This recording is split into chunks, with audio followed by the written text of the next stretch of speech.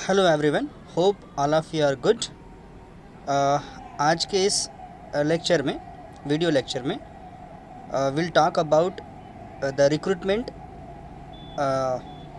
Bye MPSC, that is assistant chemical analyser examination conducted by MPSC. और ये examination जो है, इसका नोटिफिकेशन अभी आया हुआ है, जिसको सहायक रासायनिक विश्लेषक, और इसकी टोटल जो पोस्ट हैं वो 33 पोस्ट दी गई है। अलग अलग रिजर्वेशन कैटेगरीज़ में है। आप उसके लिए जो नोटिफिकेशन दिया गया है वो आप नोटिफिकेशन देख सकते हैं। तो आज मैं आपके सामने कुछ हाइलाइट्स लेकर आया हूँ कि हर साल एमपीएससी जो है, that is Maharashtra public service commission, MPSC, ये एग्ज़ाम कंडक्ट करती है। एमपीएससी असिस्टेंट एनालाइज़र जो है, ये एक ग्रुप बी की दैट इज़ क्लास 2 की पोस्ट है, और जिसमें हम ऐसे बता सकते हैं कि जो लोग केमिस्ट्री बैकग्राउंड से है, या बायोकेमिस्ट्री बैकग्राउंड से है, या फॉरेंसिक बैकग्राउंड से है, उनके लिए एक अच्छी अपॉर्चुनिटी है। जो लोग इस एग्ज़ाम को क्वालिफाई करके ये वाली पोस्ट जो है वो एक्वायर कर सकते हैं, that is assistant chemical analyser. और रिक्वायरमेंट, जैसे मैंने आपको बताया, किसी भी यूनिवर्सिटी का, रिकॉग्नाइज यूनिवर्सिटी का पीजी चाहिए होता है, जैसे बायोकेमिस्ट्री में, केमिस्ट्री में, ठीक है, ये रिक्वायरमेंट है। और बेसिकली ये एग्ज़ाम देने के लिए जो रिक्वायरमेंट है वो अपीयर नहीं चलेगा, यानी कि आपको क्वालिफाइड ही चाहिए होता है, एमएससी पास चाहिए, और एक ग्रुप बी की जो है ये पोस्ट चाहिए। देखते हैं इसके बारे में, इसका ओवरव्यू क्या रहेगा, इसके बारे में हम बात करेंगे। सबसे पहले जो लोग इस एग्ज़ामिनेशन के लिए प्लान कर रहे हैं, जो एमपीएससी के थ्रू कंडक्ट की जाती है, इस एग्ज़ामिनेशन में सिलेबस पैटर्न कैसे रहेगा, एग्ज़ाम का कैसे शेड्यूल होता है, वो सारी चीज़ें हम इस वीडियो में आपके साथ डिस्कस करने वाले हैं। तो आप लोग जो है लास्ट तक इस वीडियो में बने रहिएगा। सबसे पहले तो आप महाराष्ट्र गवर्नमेंट की जो साइट है एमपीएससी, वहाँ पे जाके सारी डिटेल्स वगैरह आप निकाल सकते हैं, ठीक है। अगर आपको अच्छी रैंक लाना है, अच्छा आपको स्कोर करना है, तो इसके लिए आपको क्या क्या ज़रूरी चीज़ें हैं वो मैं आपको इस वीडियो के ज़रिए मैं आपको बताने की कोशिश कर रहा हूँ। इस एग्ज़ामिनेशन में, या इस एग्ज़ाम के लिए सबसे पहले 2 इम्पॉर्टेंट पार्ट है। एक तो होता है इसका रिटन टेस्ट, और दूसरा जो रहेगा इसका वो रहेगा इंटरव्यू। 2 चीज़ें यहाँ पे सबसे इम्पॉर्टेंट है जो एग्ज़ामिनेशन में कंडक्ट की जाती है। जैसे एग्जांपल बात करेंगे, एग्ज़ामिनेशन जो है वो 250 मार्क का है टोटल, जिसमें से 200 जो है वो थ्योरी एग्ज़ामिनेशन का रहेगा, और 50 मार्क जो रहेंगे वो रहेंगे तुम्हारे इंटरव्यू के, ठीक है। अब एलिजिबिलिटी क्राइटेरिया क्या है इसका, और एज क्राइटेरिया क्या रहेगा, ये भी मैंने इस स्लाइड में बताया यहाँ पे कि citizen should be from India, यानी कि इंडियन सिटीज़न होना चाहिए। और इसकी जो एज है 1 अगस्त 2022 तक के, यहाँ पे अलग अलग रिजर्वेशन के थ्रू हम देख सकते हैं कि अलग अलग क्राइटेरिया में एज लिमिट कैसे हो सकता है, यहाँ पे टेबल में दिया हुआ है। अगर जिनको डिफ़िकल्टी या जिन पे कन्फ्यूजन है, वो लोग नोटिफिकेशन फिर से जाके नोटिफिकेशन आप पढ़ सकते हो। जैसे यहाँ पे कुछ नंबर दिया है कि मिनिमम एज कितना चाहिए, और मैक्सिमम, यानी कि किमान मतलब मिनिमम, और कमाल मैक्सिमम कितना एज चाहिए होता है, वो इसमें दिया हुआ है। और यही वाले जो है बेसिकली उसमें अप्लाई कर सकते हैं, ठीक है। तो age is important criteria. Again, educational qualification, यानी कि शैक्षणिक पात्रता इसके लिए क्या होनी चाहिए। जैसे मैंने आपको बताया कि किसी भी यूनिवर्सिटी का, रिकॉग्नाइज यूनिवर्सिटी का पीजी डिग्री आपके पास चाहिए होता है, और उसका जो क्लास है वो 2nd क्लास भी चलेगा इसके लिए। यहाँ पे 2 स्पेशलाइजेशन है, या 2 आप पोस्ट ग्रेजुएशन के सब्जेक्ट है, जैसे केमिस्ट्री और बायोकेमिस्ट्री, ओके। किसी भी रिकॉग्नाइज यूनिवर्सिटी से आपको चाहिए होता है, या फिर इक्विवेलेंट कोई भी क्वालिफिकेशन इसके लिए। देन नेक्स्ट है आपका फॉरेंसिक साइंस भी इसमें अप्लाई कर सकते हैं, प्रोवाइडेड दैट, ये सब होने के बाद जिन लोगों के पास एनालिटिकल मेथड्स का नॉलेज होगा, या स्पेशल एक्सपीरियंस होगा, या कोई ट्रेनिंग ली होगी, जैसे एग्जांपल इंस्ट्रूमेंट को हैंडलिंग करना, ठीक है, handling of the particular instrument, या फिर principle of that particular instrument, अगर ये पता होगा तो उस कैंडिडेट को प्रेफरेंशियली जो है प्रिफर किया जाएगा, ठीक है। तो ये सब चीज़ें आपको ध्यान में रखते हुए चलना है।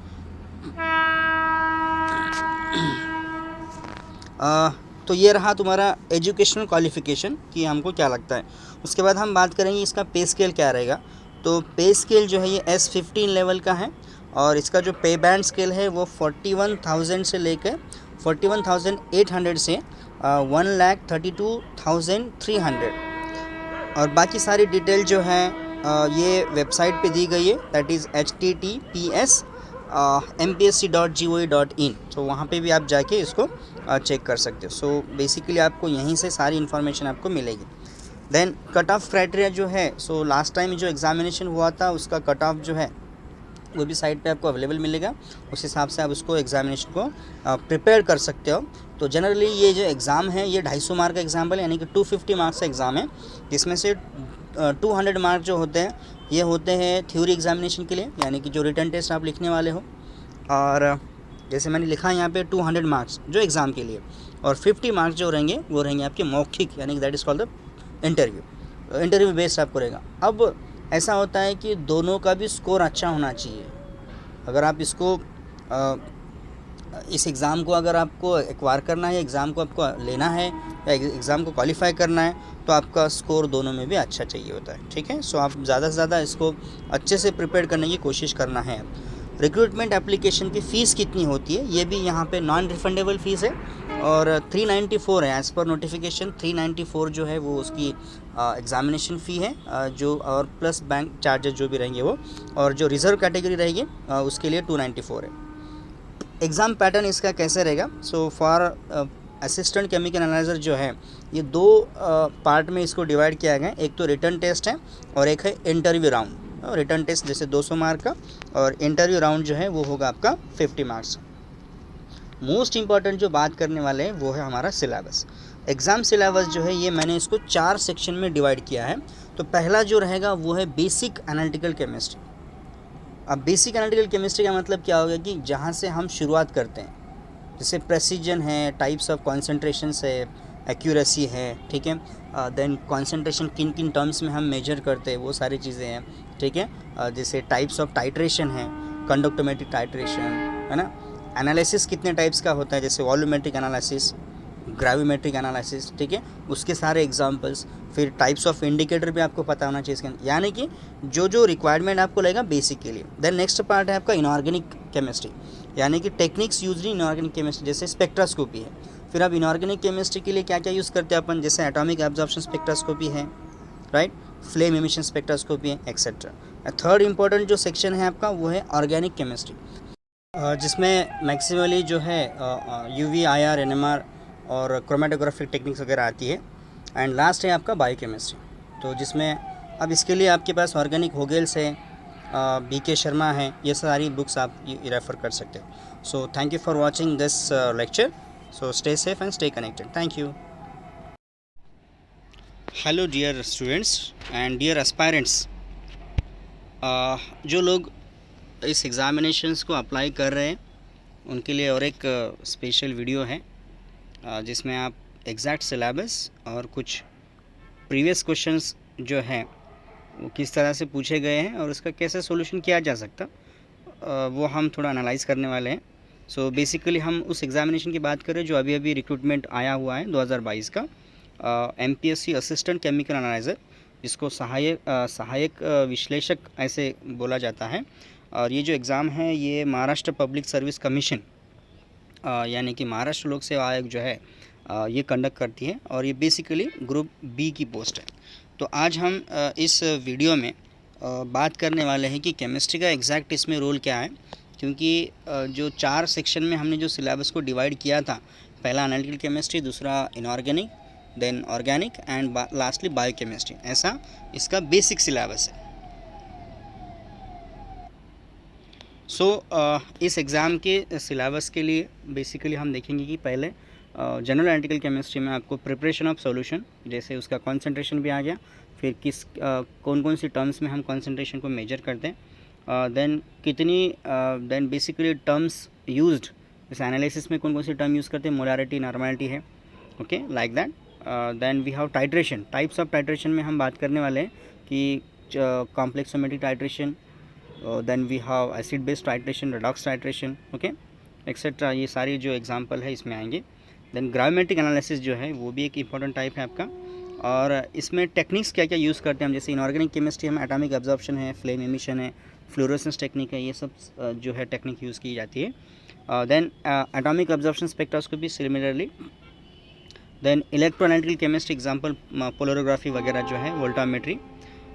देन ऑर्गेनिक टेक्निक्स में जो है ऑर्गेनिक केमिस्ट्री में कौन कौन सी टेक्निक यूज़ की जाती है, जैसे एग्जांपल यूवी है, आईआर है, एनएमआर है, मास है ना, क्रोमेटोग्राफी है। ये सारी टेक्निक्स आपको उसका प्रिंसिपल पता होना चाहिए। जैसे कि हमने बताया कि एलिजिबिलिटी क्राइटेरिया में उन लोगों को प्रेफरेंस दिया जाएगा जिनको ये सब नॉलेज होगा, ठीक है। देन बायोकेमिस्ट्री का सबसे बड़ा रोल है, जैसे कि सेक्शन नंबर 4 है सिलेबस का, वो यहाँ पे आया हुआ है। और इसमें बेसिकली देखा जाएगा तो biological buffer, method for estimation, separation of biomolecules, isotope tracer technique, enzymes and blood groups, ये सारी चीज़ें इसमें मेंशन की गई है। जो जो रिक्वायर्ड डॉक्यूमेंट्स है ये भी यहाँ पे एक लिस्ट में दिए गए। इनकी साइज़ मिनिमम 50 KB चाहिए और मैक्सिमम चाहिए होती है 500 KB। और बेसिकली हम इसको PDF फॉर्म में सबसे पहले कन्वर्ट करके अपलोड करना है आपको। देन आपको अप्लाई करना है। इसकी डेट तो स्टार्ट हो चुकी है 18 अप्रैल से, आप 9 मई तक आप इसको अप्लाई कर सकते हो। सो बिफोर दैट आप जल्दी जितना जल्दी हो सके वो उतना जल्दी आप अप्लाई कर सकते हो। इंटरव्यू के लिए जो लोग आप क्वालिफाइड या फिर जो रिटर्न टेस्ट हो गया, शॉर्ट लिस्ट हो गया, तो इंटरव्यू के लिए आपको प्रोसेस है, जैसे कि आप कई सारे डेमोस्ट्रेशन भी देख सकते हो, यूट्यूब पे अवेलेबल है।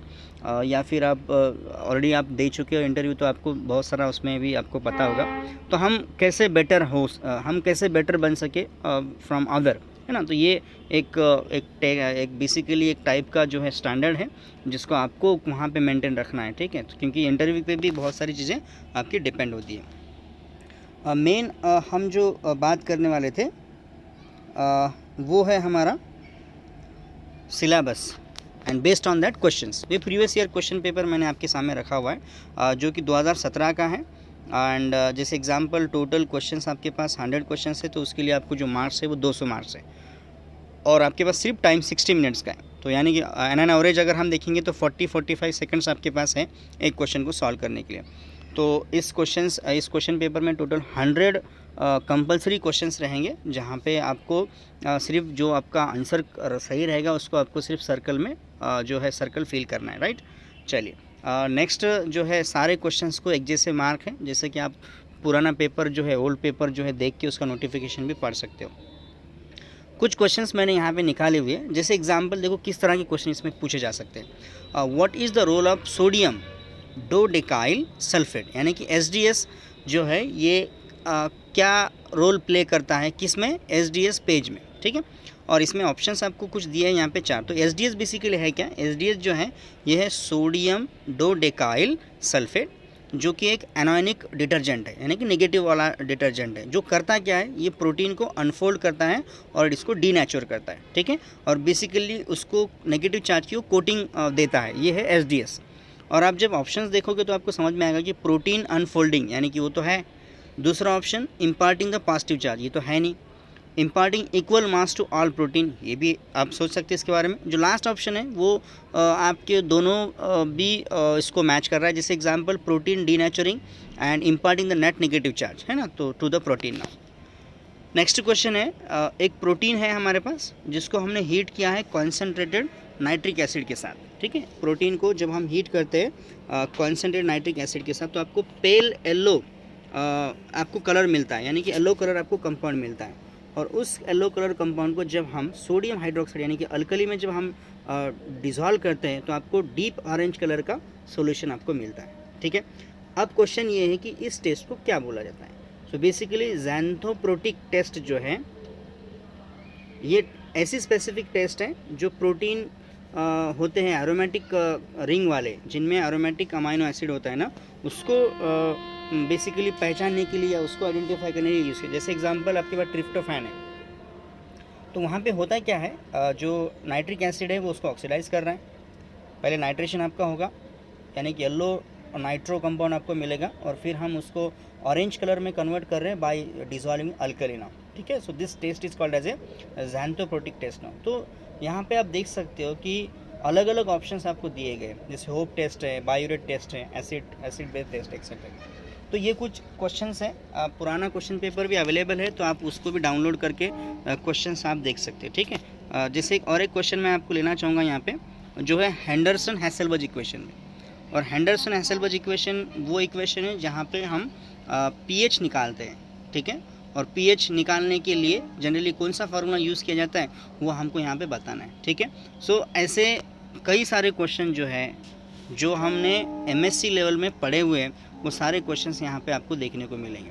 सो होप आप लोग जो है सेमेस्टर 1 से सेमेस्टर 4 में जितना एनालिटिकल केमिस्ट्री हमने पढ़ा हुआ है वो सारा आपको रिवाइज करना है वापस से, और एडिशन टू दैट आपको बायोकेमिस्ट्री पढ़नी है। बायोकेमिस्ट्री के लिए आप फंडामेंटल बुक्स यूज़ कर सकते हो, ठीक है। और एनालिटिकल केमिस्ट्री के लिए जैसे हमने बताया था गैरी क्रिश्चियन है, okay, then we have Khopkar, we have what BK Sharma is one of the well known group, and in addition to that हम होगल्स के बुक भी जो है वो रेफ़र कर सकते हैं। So anyway, thank you for watching this lecture. So if any kind of you arise any kind of a difficulty regarding the syllabus, you can comment in the chat box, and stay safe, stay connected. So all the best for this examination. We have that this exam is based on whole chemistry now, okay. That's why those who are already qualified that post graduation or already done PG in chemistry, so they can apply, and so do your best, okay, do your 100% in this examination, so you will achieve that your goal now, okay. Thank you for watching this one.